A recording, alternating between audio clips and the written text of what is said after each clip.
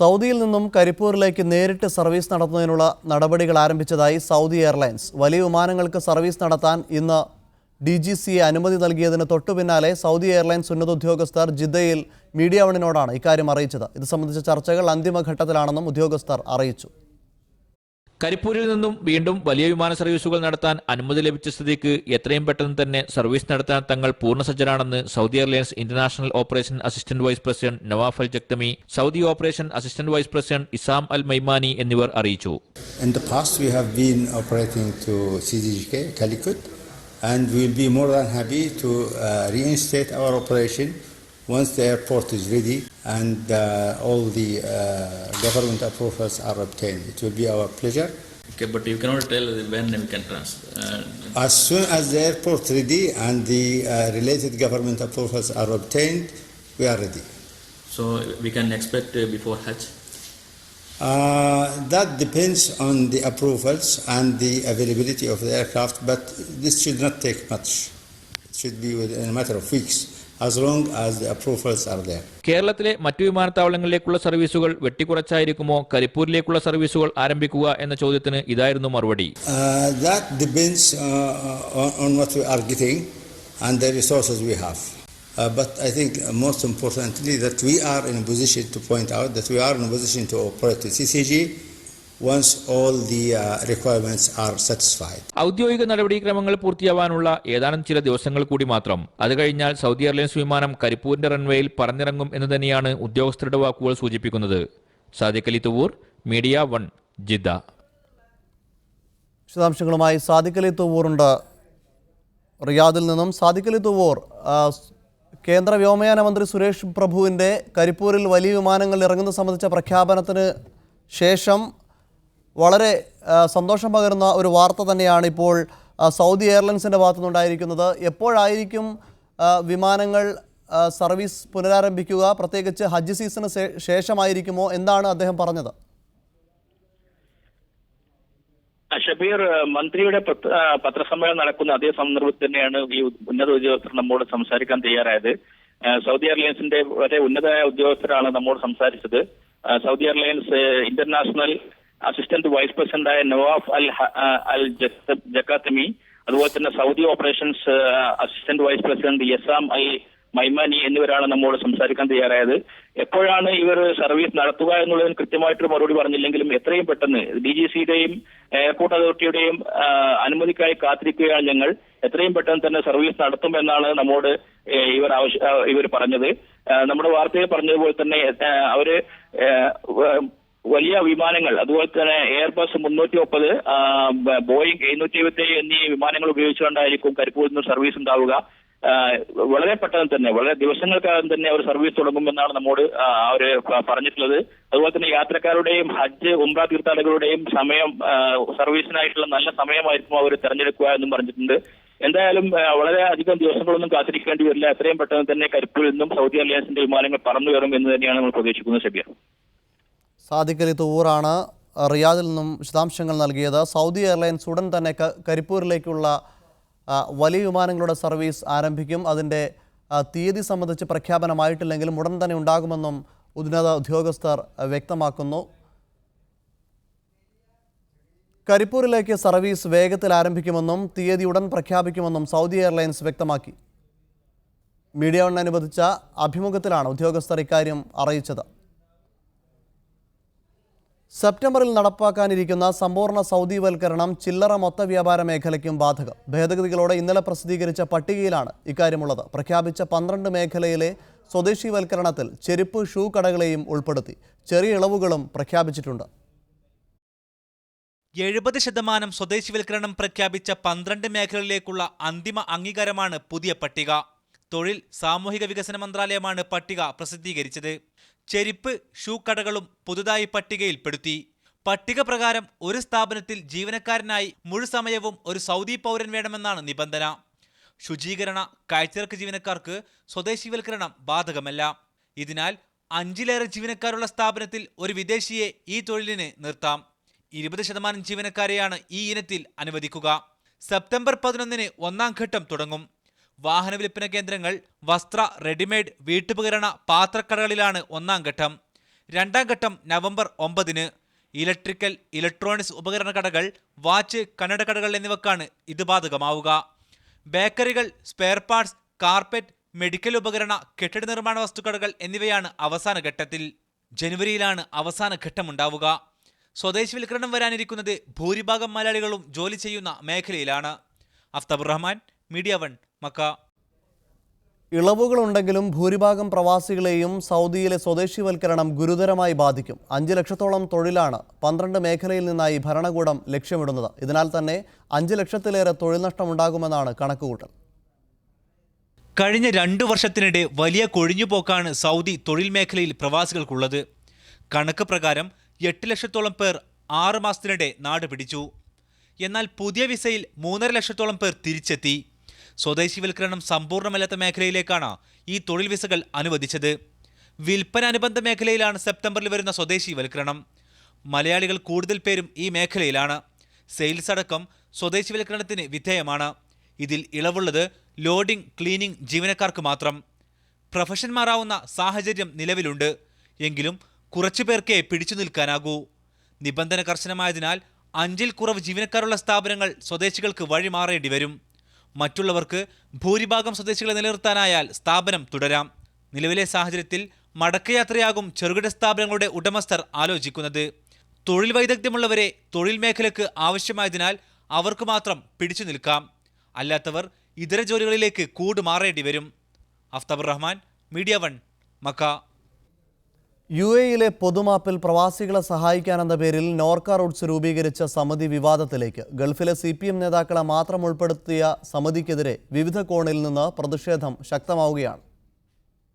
കേരള പ്രവാസി welfare board അംഗം കൊച്ചുകൃഷ്ണന്റെ നേതൃത്വത്തിൽ 4 പേരടങ്ങുന്നതാണ് നോർക്ക റൂട്ട്സിന്റെ പൊതുമാപ്പ് സഹായ സമിതി. UAE-യിലെ അറിയപ്പെടുന്ന CPM അനുഭാവികളായ KB മുരളി, മുഹമ്മദ് ഫയാസ്, ബിജു സോമൻ എന്നിവരാണ് സമിതിയിലെ മറ്റംഗങ്ങൾ. ഇന്ത്യൻ അസോസിയേഷൻ ഉൾപ്പെടെ UAE-യിലെ അംഗീകൃത ഇന്ത്യൻ സംഘടനകളെ പാടെ ഒഴിവാക്കി CPM പ്രവർത്തകരെ ഈ ചുമതല ഏൽപ്പിച്ചത് രാഷ്ട്രീയ ദുഷ്ടലാക്കോടെയാണെന്ന ആരോപണം ശക്തമാണ്. ചില സ്വകാര്യ വ്യക്തികളെ ഇത്തരം കാര്യങ്ങളുമായി ബന്ധപ്പെടാൻ കേരള സർക്കാർ ഏൽപ്പിച്ച നടപടി അങ്ങേയറ്റം പ്രതിഷേധാർഹമാണ്. ഇത് മാറി കേരള സർക്കാരിൻ്റെ ഇത്തരം സഹായങ്ങൾ ഷാർജ ഇന്ത്യൻ അസോസിയേഷൻ പോലുള്ള അംഗീകൃത സംഘടനകളുമായി ബന്ധപ്പെട്ട് വിതരണം ചെയ്യുവാനും അതുപോലെ തന്നെ നടത്തുവാനും കേരള സർക്കാർ ഏറ്റവും പെട്ടെന്ന് നടപടികൾ സ്വീകരിക്കണമെന്ന് ഷാർജ ഇന്ത്യൻ അസോസിയേഷന് വേണ്ടിയിട്ട് ആവശ്യപ്പെടുകയാണ്. ലോക കേരള സഭയിലെ അംഗങ്ങളാണ് ഇവരെന്നാണ് സർക്കാർ നിരത്തുന്ന ന്യായം. എന്നാൽ 4 പേരിൽ 2 പേർക്ക് മാത്രമേ ലോക കേരള സഭയുമായി ബന്ധമുള്ളൂ എന്ന് ചൂണ്ടിക്കാണിക്കപ്പെടുന്നു. ഇതിൽ വലിയ ഗൂഢാലോചന നടന്നിട്ടുണ്ട്. സാമ്പത്തിക തിരിമറി തന്നെയാണ്, സാമ്പത്തിക ലാഭം തന്നെയാണ് CPM ഇതിലൂടെ കാണുന്നത്. അത് ഒരു കാരണവശാലും പ്രവാസികൾ അനുവദിച്ചു കൊടുക്കില്ല. പൊതുമാപ്പിന്റെ മറവിൽ പോലും സംസ്ഥാന സർക്കാർ സങ്കുചിത രാഷ്ട്രീയം കളിക്കുന്നതിന്റെ തെളിവാണ് ഈ സമിതി എന്ന ആരോപണവും ശക്തമാണ്. Media 1, Dubai. കുവൈറ്റിൽ തൊഴിൽ നിയമങ്ങൾ ലംഘിക്കുന്നവരുടെ വർക്ക് പെർമിറ്റ് 2 വർഷത്തേക്ക് മരവിപ്പിക്കും. മാൻപവർ പബ്ലിക് അതോറിറ്റിയുടേതാണ് തീരുമാനം. തൊഴിൽ കരാറിലെ വ്യവസ്ഥകൾ ലംഘിച്ചാലാണ് തൊഴിലാളികൾക്കെതിരെ നടപടിയെടുക്കുക എന്ന് അതോറിറ്റി വ്യക്തമാക്കി. തൊഴിൽ കരാറിൽ പറഞ്ഞ വ്യവസ്ഥകൾ ലംഘിച്ചാൽ വർക്ക് പെർമിറ്റ് 2 മാസത്തേക്ക് മരവിപ്പിക്കാനാണ് മാൻപവർ അതോറിറ്റിയുടെ തീരുമാനം. മറ്റു കമ്പനികളുടെ സ്പോൺസർഷിപ്പിലുള്ള തൊഴിലാളികളെ ജോലിക്ക് വെച്ചാൽ തൊഴിലുടമക്കെതിരെയും നടപടിയെടുക്കും. കുറ്റകൃത്യത്തിന്റെ വ്യാപ്തി അനുസരിച്ച് റിക്രൂട്ട്മെന്റ് തൽക്കാലത്തേക്ക് വിലക്കുന്നത് മുതൽ കോടതി നടപടി വരെ നേരിടേണ്ടിവരുമെന്ന് അധികൃതർ വ്യക്തമാക്കി. അതോറിറ്റിയിൽ നൽകുന്ന വിവരങ്ങളിൽ തിരിമറി നടത്തിയാലും ശക്തമായ നടപടി സ്വീകരിക്കും. ഇത്തരം കമ്പനികളുടെ ഫയലുകൾ തൽക്കാലത്തേക്ക് മരവിപ്പിക്കാനും സ്ഥിരമായി ക്ലോസ് ചെയ്യാനും മാൻപവർ അതോറിറ്റിക്ക് അധികാരമുണ്ട്. തുടർച്ചയായ 7 ദിവസം തൊഴിലാളി മുന്നറിയിപ്പില്ലാതെ ജോലിക്ക് ഹാജരാകാതിരുന്നാൽ 15 ദിവസത്തിനുള്ളിൽ വിശദ വിവരങ്ങൾ സഹിതം ആഭ്യന്തര മന്ത്രാലയത്തെ അറിയിക്കണം. പരാതി നൽകിയതിനു ശേഷം തൊഴിലാളി ജോലിക്കെത്തിയാൽ ഒളിച്ചോട്ട കേസ് പിൻവലിക്കുന്നതിനു മുമ്പ് ജോലിക്ക് പ്രവേശിപ്പിക്കരുതെന്നും അധികൃതർ തൊഴിലുടമകൾക്ക് നിർദ്ദേശം നൽകി. Media 1, Kuwait City. Palestine president Mahmoud Abbas Qatar Emir Sheikh Tamim bin Hamad Al താനിയുമായി കൂടിക്കാഴ്ച നടത്തി. മേഖലയിൽ ഇസ്രായേൽ നടത്തുന്ന അതിക്രമങ്ങൾക്കെതിരെ മഹ്മൂദ് അബ്ബാസ് ഖത്തറിന്റെ പിന്തുണ തേടി. ഇതുവരെ തുടർന്നു വന്ന രാഷ്ട്രീയവും സാമ്പത്തികവുമായ സഹകരണം തുടർന്നുമുണ്ടാകുമെന്ന് അമീർ പലസ്തീന് ഉറപ്പ് നൽകി. ഹ്രസ്വ സന്ദർശനാർത്ഥം ഇന്നലെ ദോഹയിലെത്തിയ പലസ്തീൻ അധ്യക്ഷൻ മഹ്മൂദ് അബ്ബാസ് ഇന്ന് ഉച്ചതിരിഞ്ഞാണ് ഖത്തർ അമീർ തമീം ബിൻ ഹമദ് അൽ താനിയുമായി കൂടിക്കാഴ്ച നടത്തിയത്.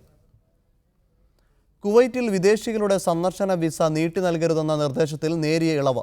അത്യാവശ്യ ഘട്ടങ്ങളിൽ നിബന്ധനകളോടെ 14 ദിവസം വരെ എക്സ്റ്റൻഷൻ അനുവദിക്കാമെന്ന് പാസ്പോർട്ട് പൗരത്വകാര്യ വകുപ്പ് നിർദ്ദേശം നൽകി.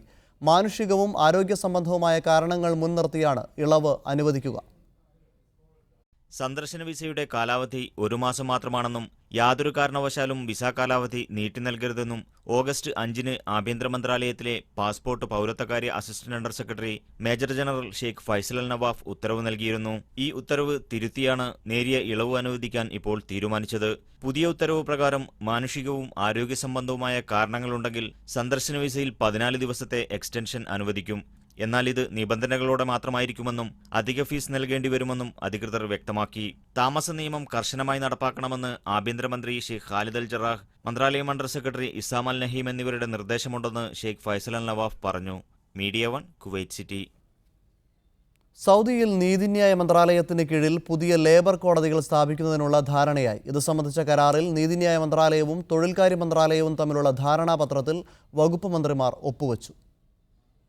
നീതിന്യായ മേഖലയിൽ നടപ്പാക്കുന്ന പരിഷ്കരണങ്ങളുടെ ഭാഗമായാണ് പുതിയ നടപടി. നിലവിൽ തൊഴിൽ സാമൂഹിക വികസന മന്ത്രാലയത്തിനു കീഴിൽ ലേബർ ഓഫീസുകളിൽ പ്രവർത്തിക്കുന്ന തൊഴിൽ തർക്ക പരിഹാര സമിതികളാണ് തൊഴിൽ തർക്ക കേസുകൾ വിചാരണ ചെയ്യുന്നത്. ഇതിനു പകരം തൊഴിൽ കേസുകൾക്ക് മാത്രമായി പ്രത്യേക കോടതി സ്ഥാപിക്കുന്നതിനാണ് പുതിയ പദ്ധതി.